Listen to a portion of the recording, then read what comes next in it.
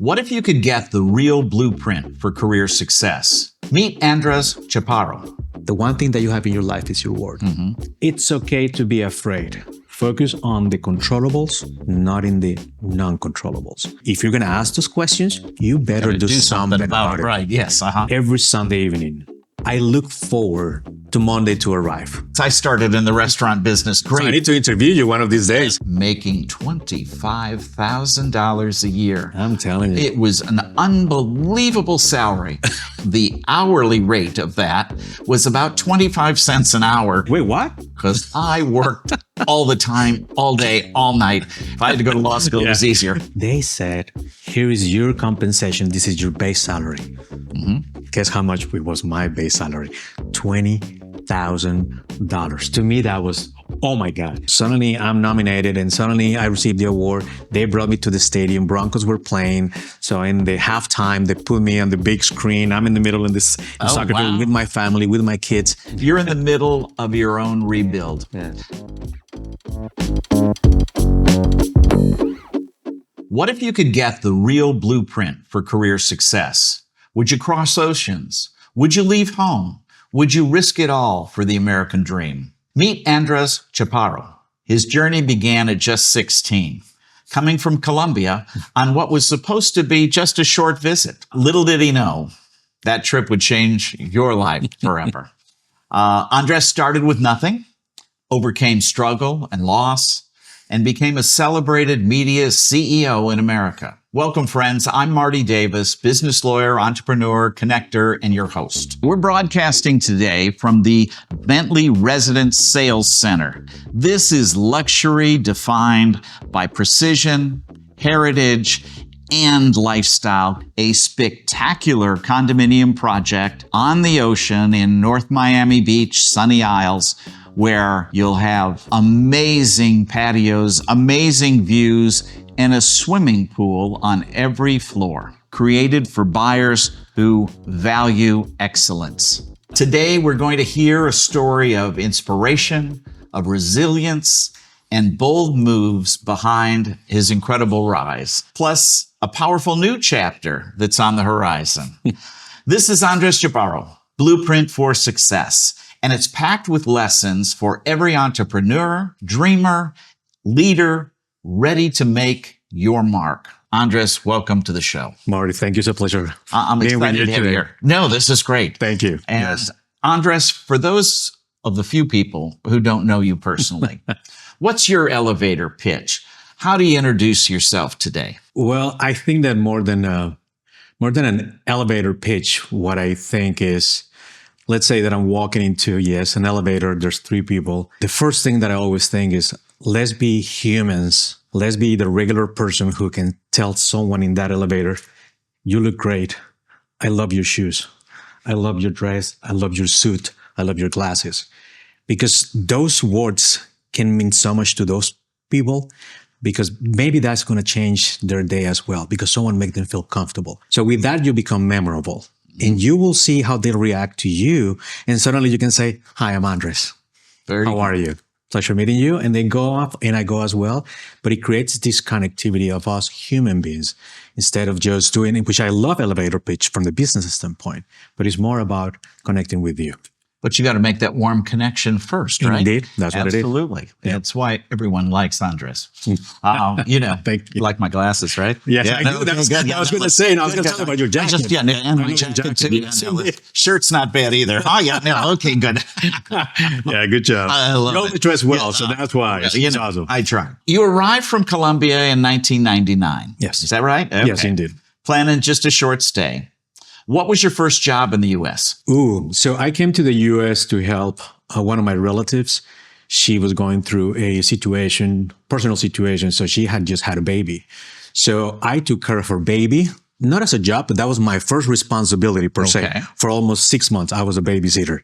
But my true job, the only one that I could get because of my situation, I worked on the fields of a vineyard, not tasting the wine, cleaning the fields of a vineyard.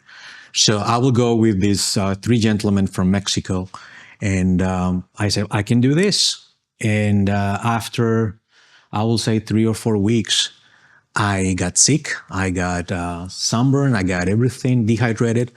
And then I realized that what our people go through here, immigrants who have to work on the fields, and how difficult it is to do that. So much respect I have for those who are working on the fields in agriculture, because I did it for 4 weeks and it was so difficult. That must have been that first reality check as an immigrant, Yes, right? indeed. Wow. Yeah. Yes. Not easy. And the beauty of it is that the coworkers, they were so kind and they tried to help me. So it was more about them trying to help me so I could do the job correctly. So I found it so amazing that all of them were really trying to help me. So, and it was a welcoming way for me to say, okay, think things differently here and then reinvent yourself. I think that I hear that story over and over again about immigrant population. They're here, they're facing adversity, but they're sharing that adversity and trying to figure out how to navigate that as best they can. Indeed. And I guess it's true. When we have a hurricane here, everybody does seem to, it brings the community together because we have a common goal to work around or work through. What was the moment you thought of giving up your dream? What kept you focused? Wow. I think when I decided to stay in the US, I found out that my parents back in Colombia, Colombia was having a lot of issues with violence. And my dad, unfortunately, he was almost got kidnapped. So I couldn't do anything. So I said, what am I going to stay in this country? I had just gotten married. I said, I can go back, help them. And unfortunately, I couldn't because if I had left, I would have lost the entire process of becoming a resident of the US. So my parents said, don't worry about it. We're going to make it happen. So all I could do was what? Help them come to the US after 6 months, and we made it happen. But I felt, what am I doing here? The most important thing is my family. So, but we made it happen. It was not easy. Got them safe and got them. Yes, indeed. Yeah, that's great. So he had to live with my mom. Yes, immediately they packed up their stuff, and a week later they were in the US. Oh, very good. What city in Colombia were you from? Originally, little town called Cumaral. It is close to Venezuela, but I was there for only a year and a half. My dad was doing he's a doctor. So he was doing his 1 year of service there. So suddenly he went with my mom, and then I was born there. There happened. So yes, they were so happy. So then I was born, but then they moved back to Bogota. So I lived in Bogota, Cali, and another place called Barranca Bermeja, which is where Ecopetrol, which is the largest oil company in Colombia, is. So, but in that city, it was quite interesting because everybody was trying to have the power of have access to oil and gas. So from those groups that were armed groups that were not, allowed to do anything, plus as well those who were trying to protect the oil and the oil companies and the government and the army. So there was a big war happening. A lot of conflict, yeah. Yeah, it was massive. Boy. Well, so you got here, you started college at 16. Smart guy. Well, you told me you worked at ad agencies. Yes, indeed. Yeah. How did you get from there to Univision? I've always said, I started too early college. I was 16 and a half. 6 months later, I was already working at an ad agency as an intern, and then I got the job. And then suddenly, 5 years later, I came to the US. I worked within the fields here of the vineyard. And then 3 months later, I met my former wife, who unfortunately passed away. So we met, and I told her, hey, listen, let's get married, yes, but I'm going to go back to Colombia because I don't want you to think, or anyone to think, that I'm trying to do this just because I want to get, the document, the American citizenship. She said, no, I don't trust those Colombian ladies. So we're going to get married. She made a phone call to the judge, and then 3 weeks later, we were married. There you go. She made it happen. So with that, then I was able to apply for jobs. And my aunt, she was working for Univision in Albuquerque, New Mexico. And one thing that I always said, I promised myself I'm never going to work in ad sales, meaning as an account executive selling the inventory. Because I was on the other side of the bench. And guess what? I went to Univision, and they what said, did you do? They said, the only thing that we have is sales. So literally, they just gave me the yellow book, the yellow pages and the white pages books, and then I had to use them. And long story short, I had to really understand dynamics of ad sales in the US is completely different than in Colombia. Dynamics as well of understanding the agencies versus direct consumers. And guess what? I was trying to sell to the big corporations, the Coca-Cola and the Ford dealership. Everybody at the station, they were already working with them. What did I have to do? I said, I speak Spanish. Why don't I go and talk to those who actually speak Spanish? The owner of the restaurant, the Mexican restaurant, the meat store. And guess what? I did it, and I became one of the top sellers by doing that.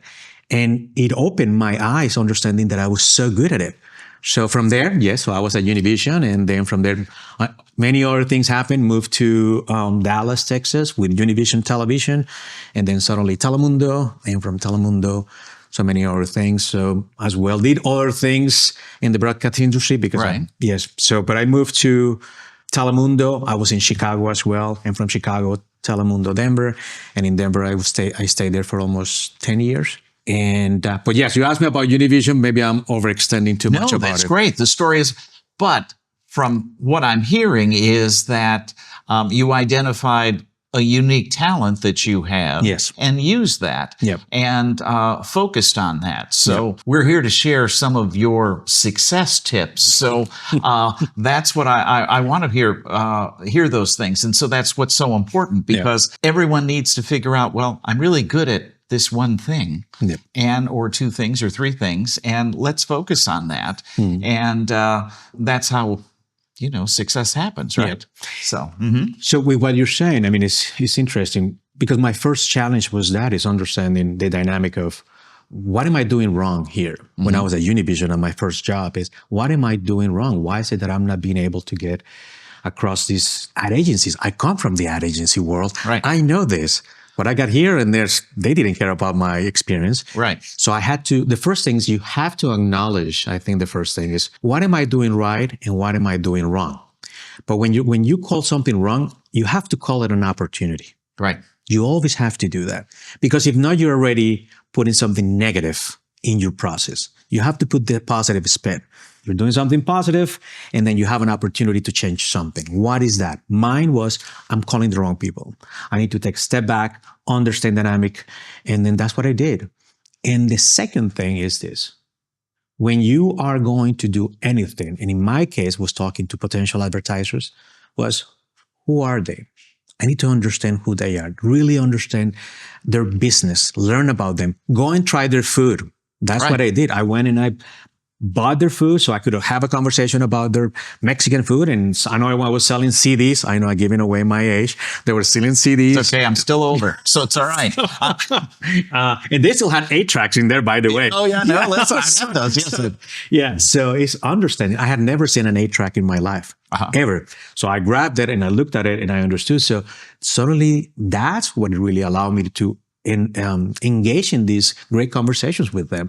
So, and the third one that I always say is, remember that they're as human as you are as well. When you're having a conversation, understand that their needs as well need to be met. So how are you going to do it? And the first thing, you have to understand that they're great human beings as well, and that your values are going to come across in the conversation. They're going to see through you. Right. You have to do that. If not, you can do all the sales pitch that you want, and if they don't trust you, if they don't believe in you, they don't see through you, right, they're not going to buy. Yeah. Now, it's interesting because you talk about experience and knowing something that you didn't want to do, or you learned by doing something and maybe not doing it correctly. I have a little story. When I first started practicing law, my boss, we were in the defending doctors in malpractice cases. So, and we were a big firm, and they believed in sending these young lawyers out, get your experience, and you guys figure it out, because that's the best. Learn by doing. And so I flew to New York and took the deposition of a plastic surgeon. I'll never forget his name. Is John Baker. I'm sure he's long gone by now. This was in the 80s. And I took his videotape deposition, which in that time, long before all of this stuff, it was a very expensive process. And so I'm asking these questions. And of course, I have no idea what I'm doing because, quite frankly, I've been a lawyer for 2.5 minutes. And I get back and my boss sees the videotape, and I ask these open-ended questions, and the doctor's just killing me. What do you think about this, doctor? Well, I think your doctor did a mistake, and let me tell you why. And and then I'd ask another question. But the beauty of it was, we all had these little television sets in court then, and one television, a little black and white TV that people were watching while they're sitting in the jury, and they're watching this expert bury our doctor. And I'm sitting there at the table next to my boss, and I'm like sinking down. And my boss then gets up and says, Dr. Baker, he's testifying today in this courtroom on TV, and he's charging whatever at the time. It was a ridiculous number. Today it had been like $5,000 an hour. And my boss turned to the jury and said, how many courtrooms do you think he's testifying in right now, making $5,000 an hour? This is a paid man. He'll say anything. And the jury's all going like this. And so it's just like you say, you understand what the story is for people. You understand what makes them tick and what they're interested in and what they need to hear. And that's how you sell it. And what you're stating is so important. And I want to take a step back because now, after many years, when I became a manager, but then I always say anyone can be a manager, but you have to become a leader.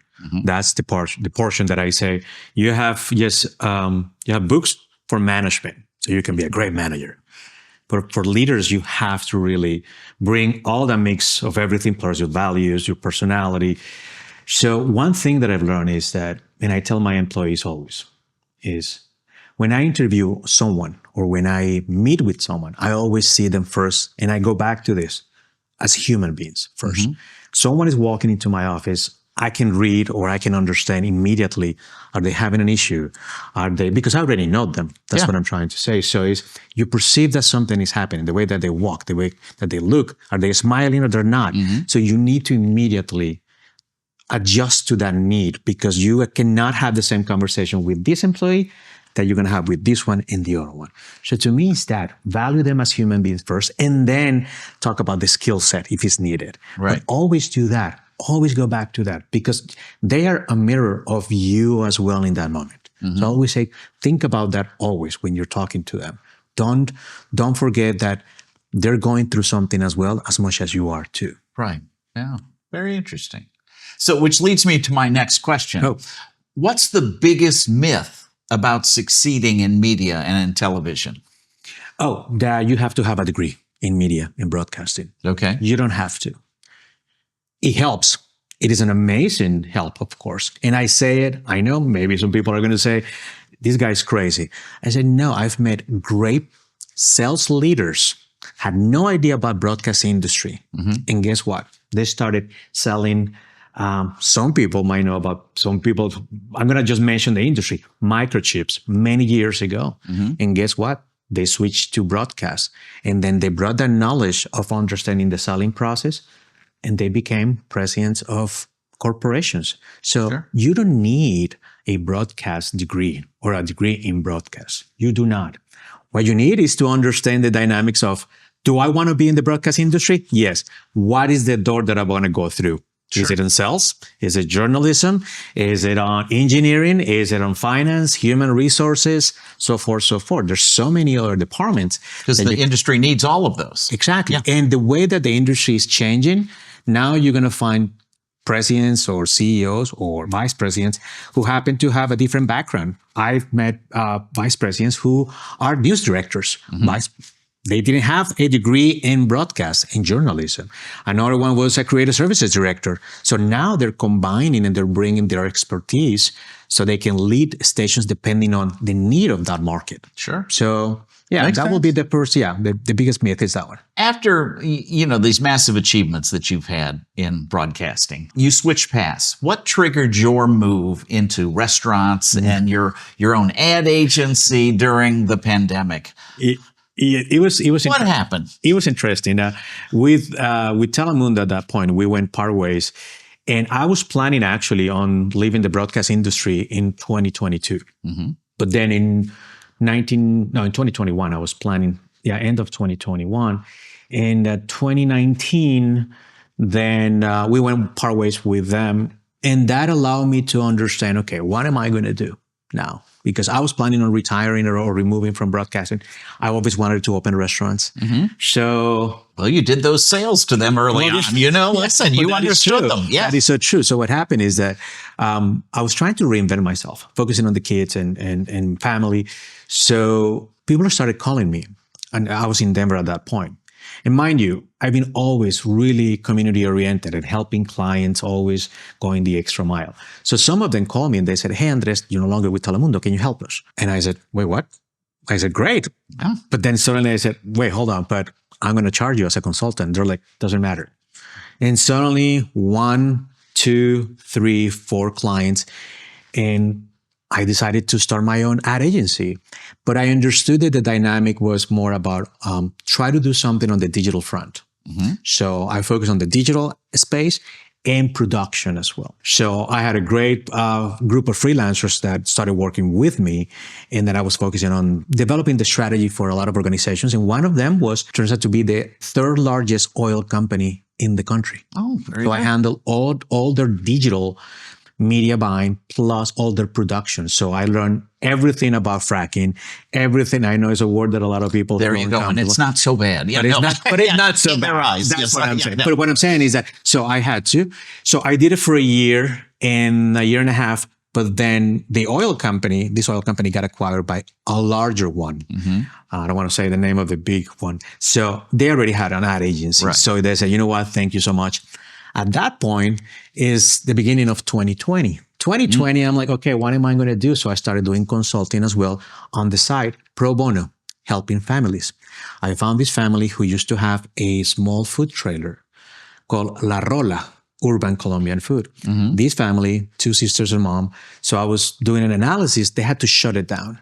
And I did an analysis of their P&L, everything. And I said, you know what? There's something here. How about if I invest? So I invested on their business, reopened it in a way that actually we were able to get into this food court, really nice, high end, and we launched it again. So I was one of the partners on that one. While that was happening, then a small restaurant that I always wanted it to buy, always, tiny one, but I loved it. The owner said, hey, Andres, I'm ready to sell. So I was in that little restaurant, La Rolla, and then in front of it, we sat down. He was telling me, hey, this is what I'm going to sell it for. Literally, we put it in a napkin, shook hands. I said, I'm going to buy it. That was in February of 2020. What happened in March of 2020? Yeah. Pandemic. So what did I do? I was like, okay, I gave my word, which I always say. The one thing that you have in your life is your word. So I gave my word. I put it on a piece of paper. There was no document signed. And I said, you know what? Doesn't matter. I'll make it happen. So I got the support from my wife and my kids and everyone. So what I did is I acquired it. I didn't know what the pandemic was going to be about. I was like, oh, maybe it's the flu, something. Yeah, right. How long can this last? We don't know what's going to happen. So decided to do it. And then without telling people that I had just acquired it. So what I did, I said, instead of doing focus groups and all those things, the best focus group that I did was putting a jersey of the restaurant, baseball cap, my Puma red tennis shoes, and a jean. And I became one of the waiters. So I will ask every single one of the customers, tell me about the food, tell me about the restaurant, tell me about the ambiance, tell me about pricing, everything. Little did I know that a lot of people were just going there because there were only a few restaurants, Colombian restaurants in Denver, but they didn't like the food that much. They didn't like the environment. They thought that it was not clean. So immediately I was like, oh my God, what did I do? Now things are getting worse through the pandemic. This is then June or July. I said, you know what? I'm going to shut it down, remodel it completely, hire 2 great carpenters, and then we remodeled it, the 3 of us. It took us 2 weeks. We did it. We reinvented ourselves. And that restaurant, I think it was making $200,000 a year. It had only 8 tables. Really? Yeah, 8 tables only. Wow. And then by the end of the year in 2020, we were able to generate $750,000. And it was only the chef and I, Wow. because we couldn't have more people. So we were doing delivery. I actually got as well those little kind of a tents, like clear tents, put them outside when it was snowing in Denver. I put Christmas lights inside, a heater, and I did exclusive romantic dinners. Very good. With fake, what's it called? Candles. Candelabra. So, thing. oh my gosh. Yeah. So I'll give them all these great things. And the line was long. So what I'm trying to say is, and I appreciate the question, it was very difficult to, I thought that I had made a mistake in acquiring that restaurant. I have a family that I have to support. What am I going to do? The agency is gone now. I could continue, but it's not generating the revenue. And because I was so I acquired the other restaurant, I had to let the other one go. So I was focused on this one, and I said, I don't know if I did this right. And guess what? I reinvented myself. I worked extremely hard. I think that because I have built a great goodwill and a good reputation in the market, people found out then that I was the owner. Oh, the former president of Telemundo. Yes. Then suddenly a lot of friends started going. Sure. And then I was very friendly. And then I think my biggest dream came true.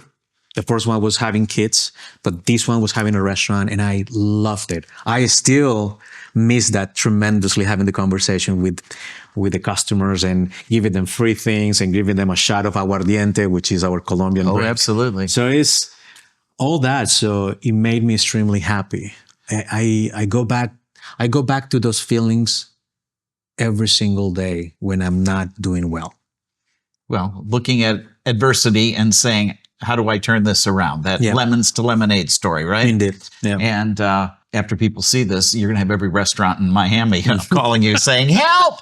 And no, it's such a tough business. So, you know, with so many challenges. Yeah. So, but it kind of goes back to we talked about the elevator speech, saying to someone, hey, I like your glasses. Hey, I like this. Hey, what do you like about the restaurant? What don't you like about the restaurant? You're getting the feedback. You're making them feel wanted and cared for. Yeah. And that's success. Yeah. And how do you treat your employees? You have two key customers, the external customer and the internal customer. Absolutely. So depending on how you treat both of them, that's how you can measure your success. So is there a simple phrase you would use, or just a simple idea on tough times happen for every entrepreneur? What's their best plan of action, or what's their best thought pattern when adversity strikes? I think the first thing is, I use this phrase a lot, is focus on the controllables, not in the non-controllables. What you can control, you're going to have to put it aside. Just pay attention to it, understand what is happening, but focus on the controllables. Once you understand the controllables, that means what I've done right, opportunities to change as well. So that's the first thing. And the other thing is, you have to surround yourself with people who will support you and you can trust, because they will be there for you as well. But if you find yourself alone in that moment, this country, what it does, it provides you with opportunities to learn, to find resources. That I think that's one of the, not issues, but the biggest opportunity for entrepreneurs in this country is go and seek for the information. There's so much in there about loans, about training that is free. A lot of the not-for-profits are doing that. Yes. Pro bonos. I mean, it's just, you just need to do some research. And that to me is the first thing that you have to do. No, it is so much out there. There's, with the Chamber of Commerce that I'm involved in, we have all kinds of programs on helping people and nonprofits. And, Goldman Sachs has this program for young entrepreneurs with 2 to 10 employees on how to help them. It's some great information out there. So that's great. How has staying humble and working on the front lines shaped your results? And why do you say that your job title does not define who you are? Wow, that's a tough question. Says the president. Yes. So, okay. Yeah. No. It's a tough question. I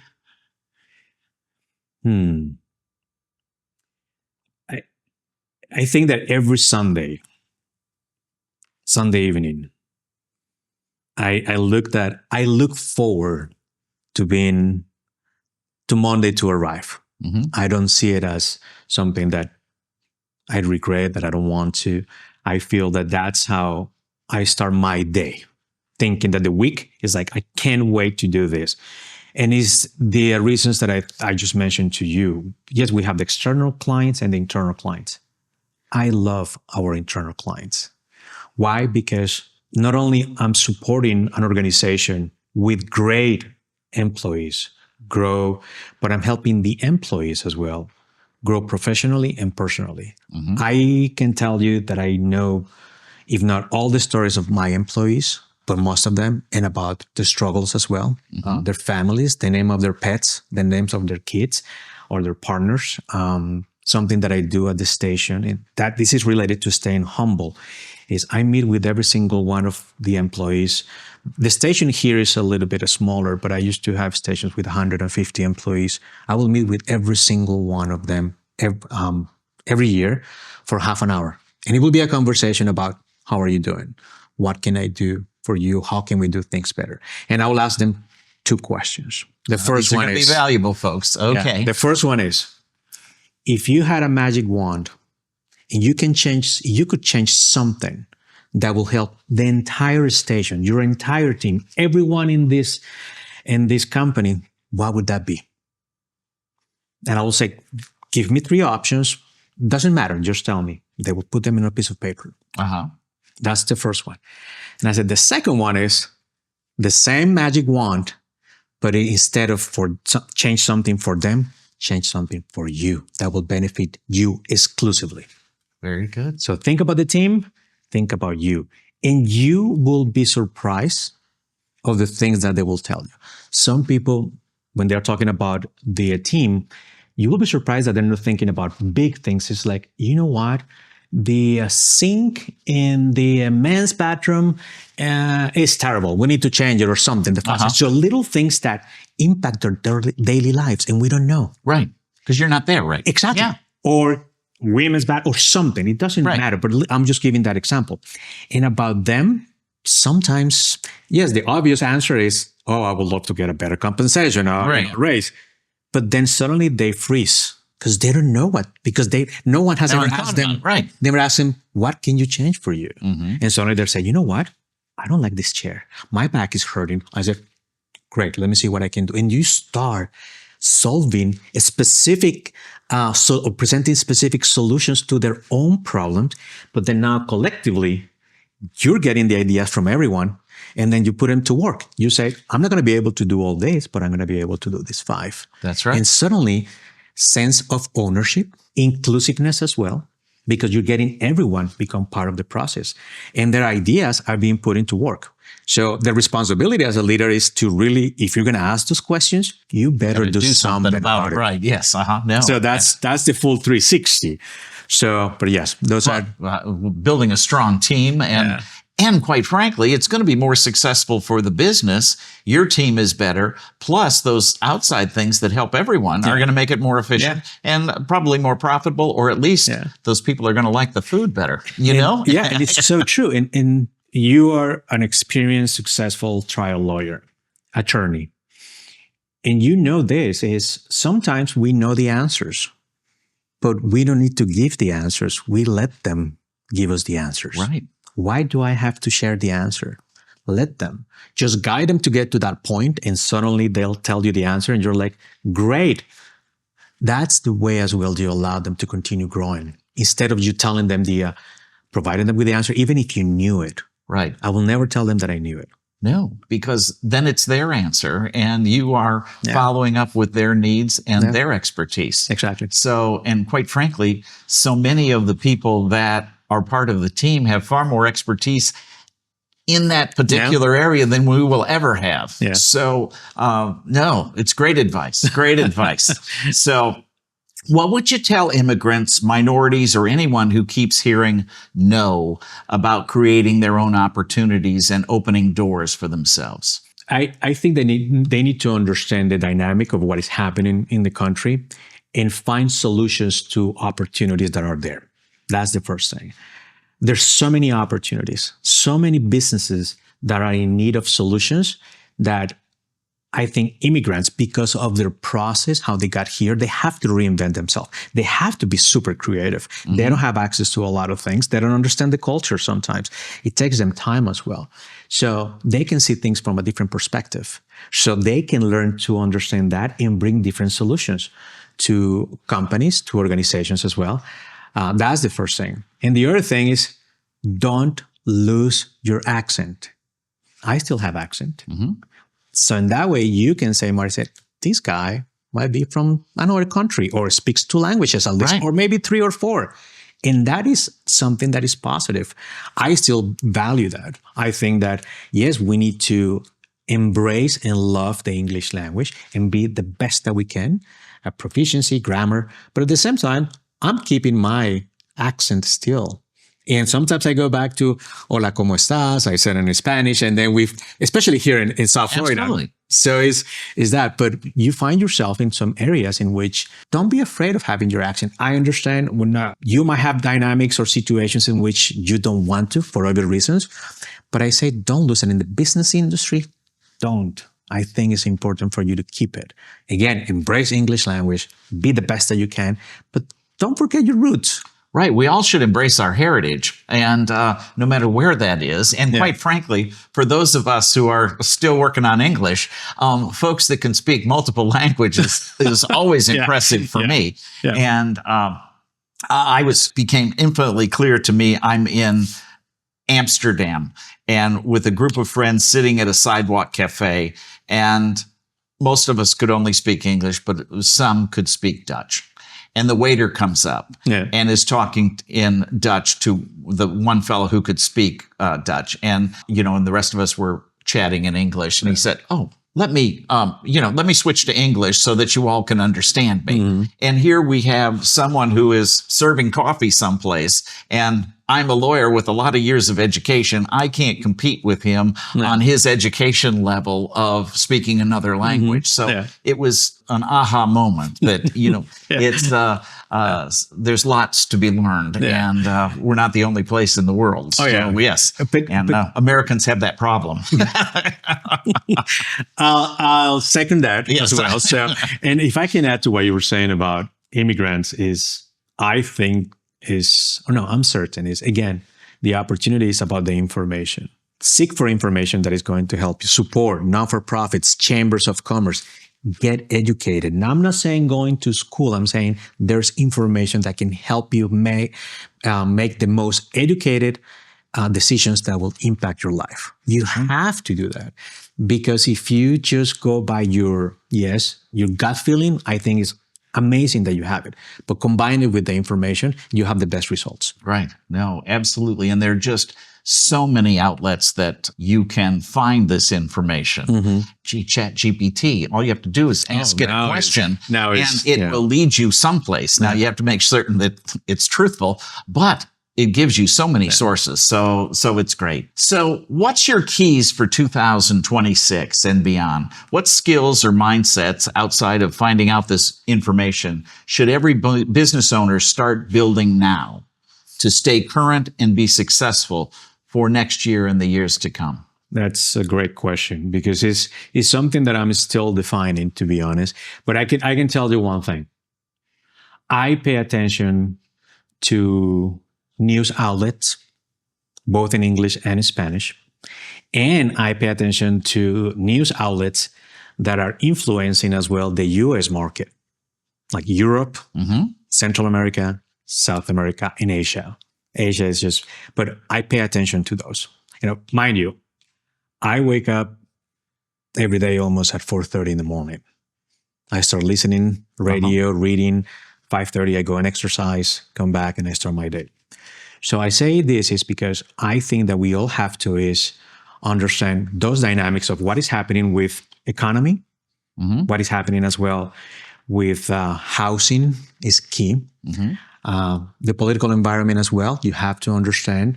I'm not saying you have to be on one side or the other one. You have to understand the dynamics, how the local representatives are going to impact you in your day-to-day life. Absolutely. And then suddenly you have the city and you have the state and you have federal. So you have to, I know it's a lot to ask, but you need to do that. And I think the third one and most important is you need to take good care of yourself.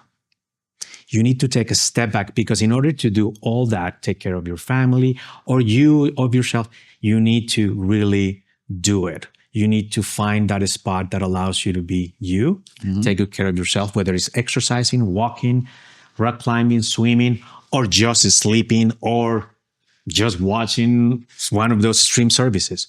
You have to. Something that I've learned as well.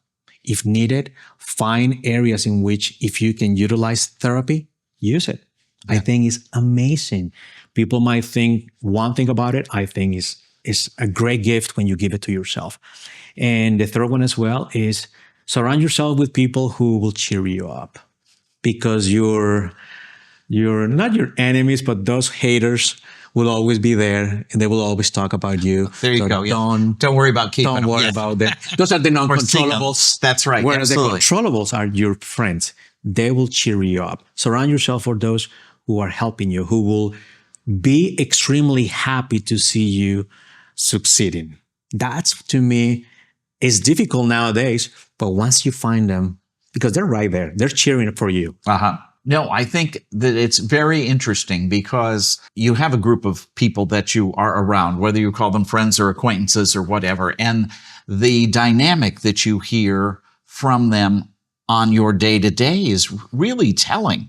Because just what you said, there's people that will say, oh, you didn't get that done today, you didn't do this today. Or there's the others that said, wow, that's amazing. You were doing this and that and the other thing. And oh my gosh, that's wonderful. And if you can surround yourself with the latter, it makes all of the things that you do during the day so much more meaningful and fun, right? And I think one thing for 2026, something that we need to be aware is there's a lot of changes in many things in the economy. And let's just talk a little bit on the number side, on the economy, projections, investments, so many other things. But we need to be cognizant of that. There's going to be changes and it's going to continue. So you need to prepare financially for that too. And with this, I'm trying to say is be mindful with your investments, with your expenses, because cost of living is going up and things might change. So how are you going to navigate the next year?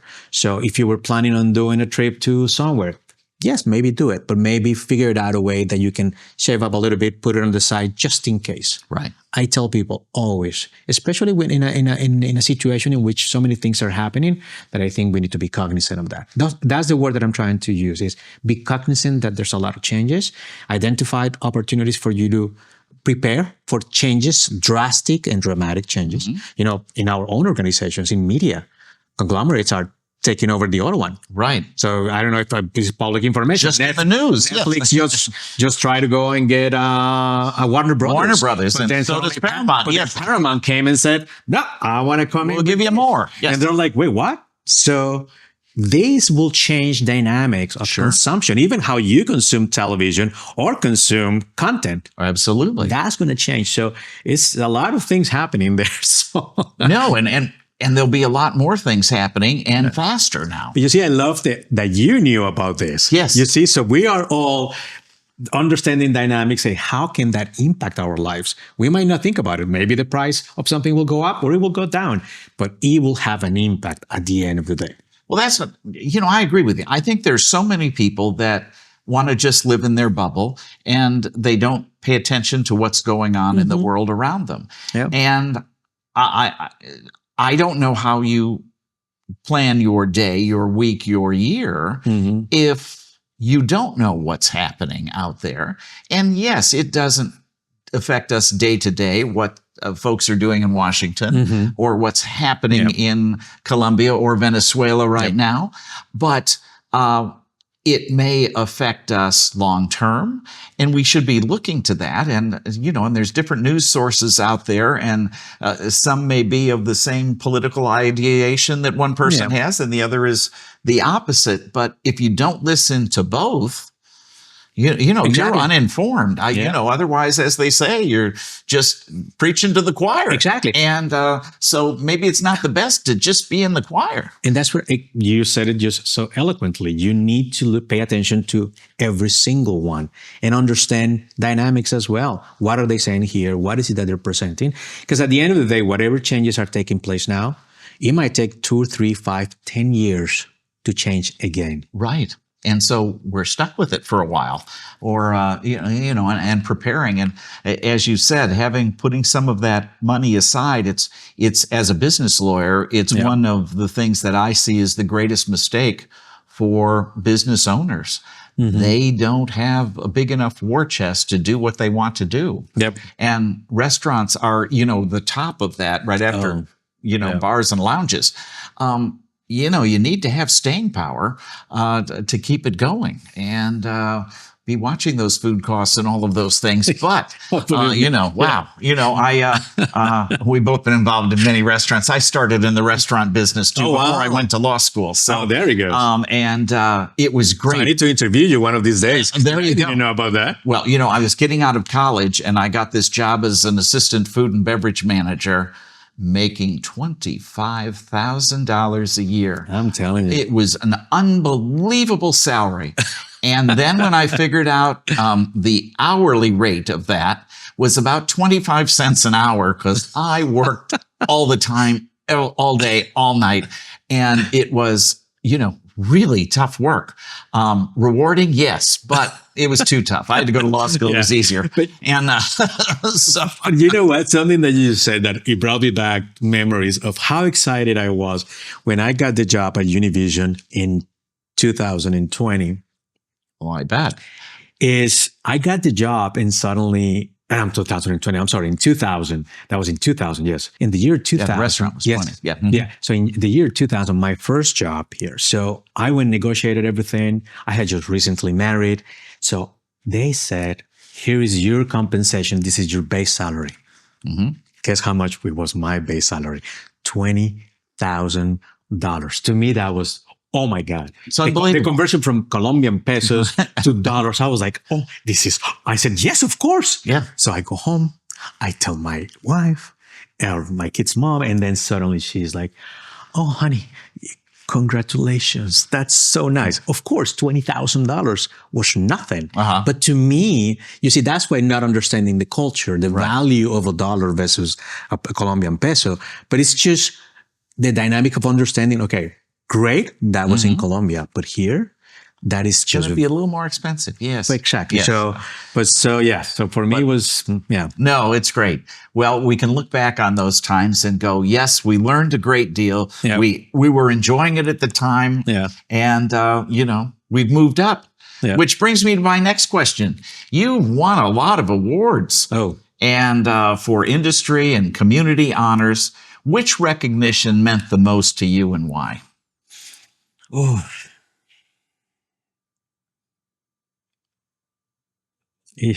I'll have to pick 3. Unfortunately, I don't think I can. Well, tell pick us one. about the 3. 3, because of what they meant. The first ones is Emmys. Mm-hmm. I have 5 Emmys, not because I submitted the nomination. It's because as a general manager, usually you don't win Emmys. Honestly, you don't. Mm-hmm. But because I was part of the team when we created things, promos or something, or a new segment. So I'm always very creative. So I helped the team develop something. When they submitted the nomination, they included my name. And they said, great. Andres. So that's wonderful. Yes. That to me is the biggest gift that the employee said, you know what? Andres needs to be there. No, that's great. He was part of it. That's the first one. There's 2 awards that I just received, and I'm so honored, or just received now, that I've received from the in the sports categories. Mm-hmm. One was given by the Broncos, Denver Broncos. Usually, what they do every year, all the sports associations per se, and especially in football, the NFL, what they do is that they select Hispanics who represent values, and they they have excellence in behavior and help communities in each one of the markets where they have teams. Oh, okay, So nice. I was selected, and that was, I think it was in 2016 or 17. So it was great because suddenly I'm nominated and suddenly I received the award. They brought me to the stadium. Broncos were playing. So in the halftime, they put me on the big screen. I'm in the middle of this soccer field with my family, with my kids. So that was just amazing, and representing community, because it was about community, even though we had a great partnership with them. Yeah. And just a few months ago, I received the news that the Florida Panthers, they just honor me, and they're honoring, I think, 16 or 17 Hispanic leaders for the Hispanic Excellence Award. So I'm one of them. So because of the work that we do in the community, and then you need to be nominated and people need to vote on it. So I've been here 3 years in this market. And I'm extremely excited about what the Panthers are doing. But this award as well means a lot because it's a recognition of the work that we're doing at the station and the partnership that we have with them. And what we're doing in a community that, yes, most of it is Hispanic. This is our station, is English language. Colombian, who happens to speak Spanish as well, but is running an English language TV station and in a predominant Spanish language market. It is great to be recognized this way. So I think those three, there's some more beautiful ones as well, but I think these three is because what they mean in relations to the community. That's great. Well, and obviously in each market that you've been at, you are integrated into the community and are helping the community. Yeah. And it sounds like that's what feeds your soul. So, which is great. So how can small business owners strategically use local media platforms, this may be self-serving, TV, radio, and digital, to raise their visibility and attract more customers? Well, you know what? And it's a great question. There's still a perception that, and I'm going to call television, because we're no longer television, we're a multi-platform solution for anyone. We have broadcast, we have digital, we have OTT, which is over the air. What you see when you're watching Netflix, even when you go to a gas station, we have access to that as well. There you go. We have access as well to billboards. So we're a multi-platform solution for anyone who wants to advertise. Is understand that it's not expensive. The word expensive in their mind, if you think that it's expensive, the issue is what? What is it that you're trying to obtain out of this? And you have to surround yourself by someone who understands the dynamic of what is the target demo? What is the impact that it can have? And what is the strategy that you have or that you need in order to create this solution or have this return of your investment? I think that the biggest concern that I always say is don't think that just advertising is the solution. Is you have to educate about it. You need to talk to someone who can help you. Go to any TV station, pick up the phone, and they'll be more than happy to tell you about everything. They will even talk to you about the competition. I think you need to as well explore avenues like this one, where you can have a conversation and you have a longer space where you can talk about your business as well. Sponsor segments like these ones. Sure. Why? Because you're reaching a different type of a consumer that maybe is a consumer that these potential advertisers will love to do. Right. I think it's about understanding first of all, the need of your potential consumer, and then how you can approach them. Is it with hyper-localism, which very much I can find Marty, not your name, but Marty, and put a little dot and I'll follow you. That if you go to CNN.com, I'll put an ad in there. That if you go to the gas station to put gas, I'll put an ad, knowing that it's you. I will follow you all the time. So it can be so well done strategically that it doesn't have to be the mass investment or for the masses. It can be just for one person, and those consumers can help you. I don't know if you know as well that if you go to a stadium, let's say you went to a concert, we will be able to deploy, let's say, some ads to those who went to the concert. And then when they leave, we know who came. And when they come back again, then we'll deploy again and again and again. So the technology has allowed us to do a lot of things. Absolutely. In which we can just be the localism, I always call localism, is what is driving things now, but you need to support it with other different avenues. Oh, very focused. That's great. We appreciate all the opportunities you're giving us. So it's all good. I know you're stepping into a new chapter now. Can you share with us why you're leaving Miami? And, we're all hoping you're coming back soon, but what's happening? Absolutely. Thank you for the question, first of all, because it's a bittersweet situation. I was telling you, I have 3 kids, and I used to travel to Denver once a month to see them. My oldest daughter goes to Boston University, and my second daughter goes to Loyola Marymount. And then my son is graduating from high school next year. I'm sorry, in 2027. So unfortunately, their mom passed away like 5 months ago or 4 months ago. Sorry. And yes, it's very unfortunate. But it was a situation because she was suffering of cancer. So it was a very difficult situation for them. And then she left us 4 or 5 months ago. So my son, I asked him, what do you want to do? Do you want to move to Florida with me? Do you want to move to and live with one of your uncles or aunt in Hawaii or somewhere? He said, no, Dad. All I want is to stay in Colorado, but I want to live with you. And I said, son, you got it. So I immediately mentioned it to the company, and I told them, it's difficult when you are finally kind of growing roots in a place and you have to go somewhere. But the beauty of it is that I'm doing it for the best reason ever, which is my son. So I'm going to go back there. And I already have ideas of what I'm going to do. I can share 2 out of the 3 with you. Okay, what are those? The first one, because I used to be, again, on the food industry and the restaurants. So I had acquired a food trailer many years ago and never opened it. So I had it parked here in Miami thinking that I was going to open it. Never did. So I already drove it back to Denver because I was going to open it in there regardless. But now with this, I'm going to focus on that. I already have the name. I already have the design. It's going to be Colombian food, street Colombian food. It's going to be, we were talking about burgers, right, and then hot dogs, and then Colombian French fries, which is crazy how we make them. That is so crazy.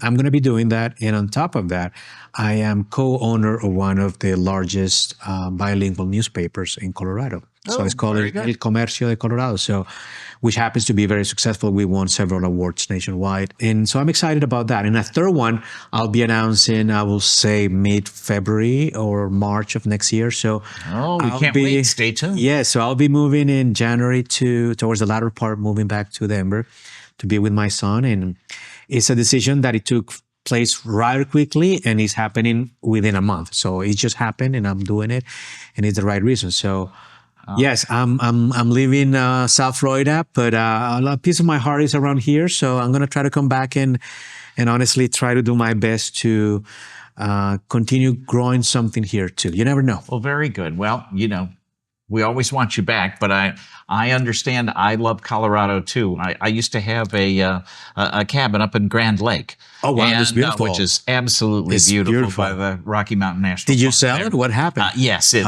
well, that went with another relationship. Oh, okay, so that's another podcast. There you go. Yes, that's a whole other podcast.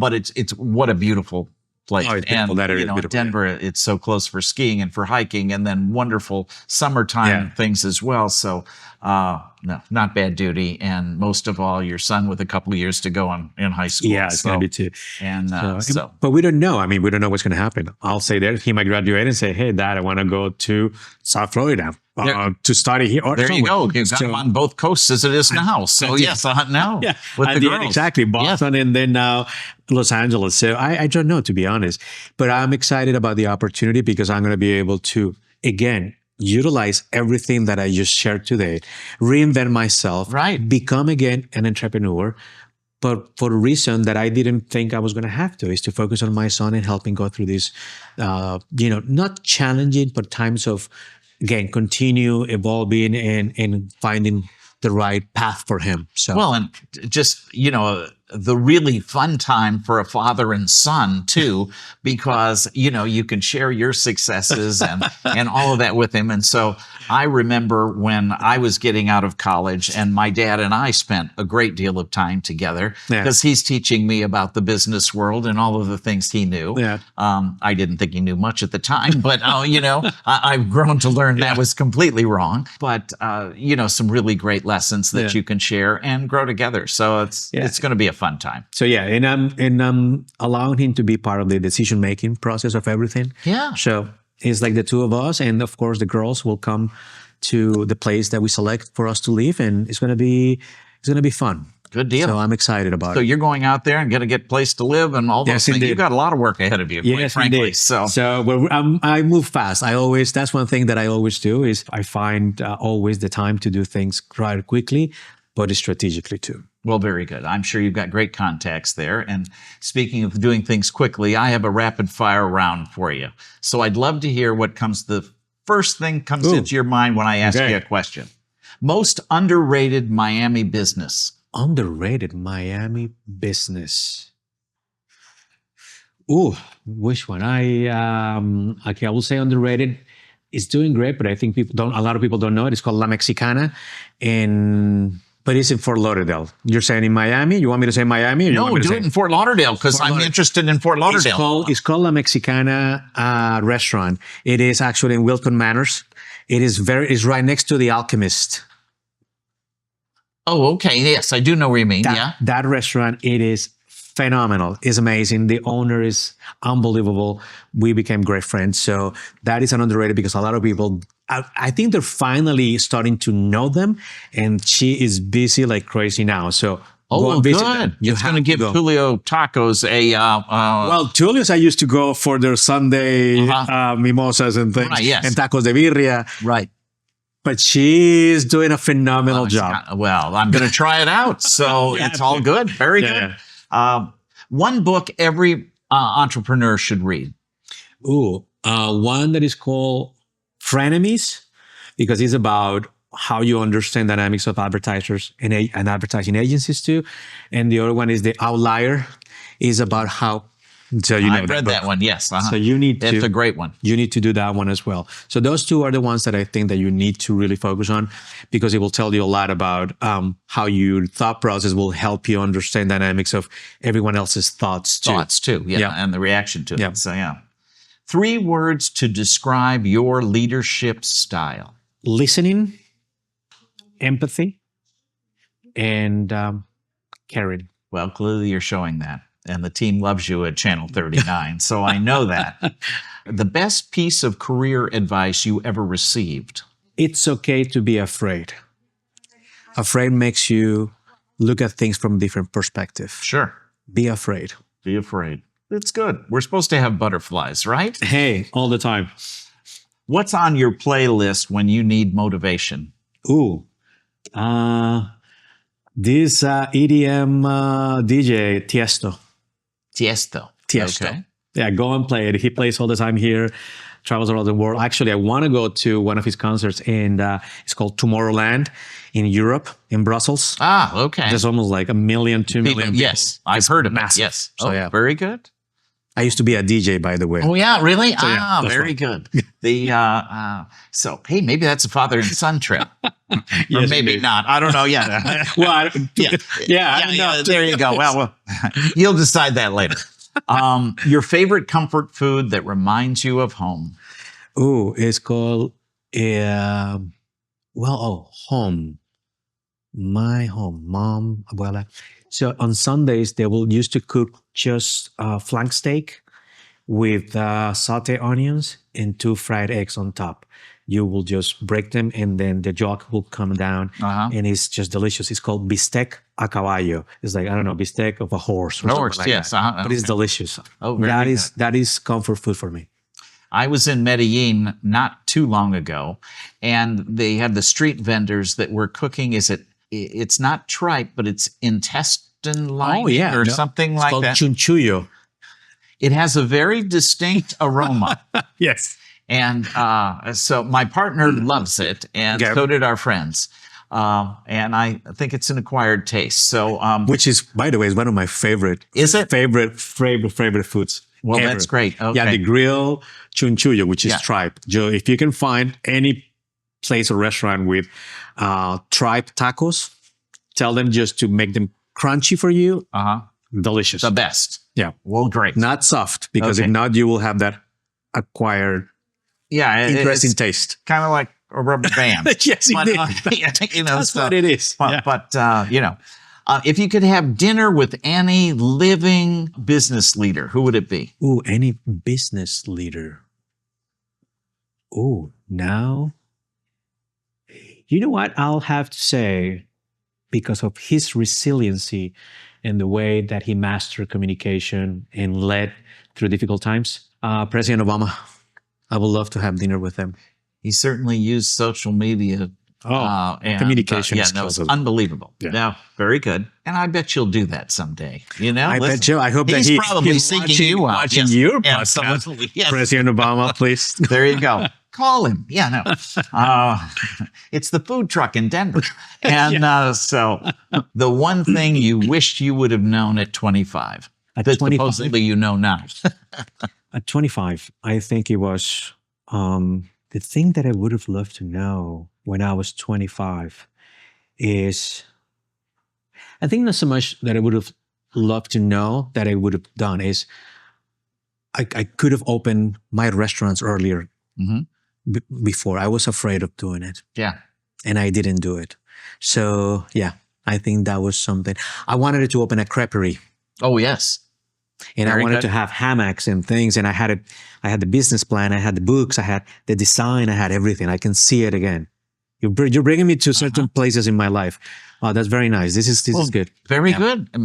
Maybe we'll see one in You never Denver. know. Yes, no. You never or know. maybe you need to come back to Miami and open Yeah, one. and open one. So, Andres, thank you for Thank being you so here. much. We, I appreciate it. For taking us inside, your story of success, your resiliency, and the heart it takes to be successful. I'm honored to have you here and honored to call you a friend, and Thank you. that we've had some good times together, and I look forward to some good times in the future, whether Yes, it's indeed. here or, I may just be calling you up and saying, hey, I'm in Denver.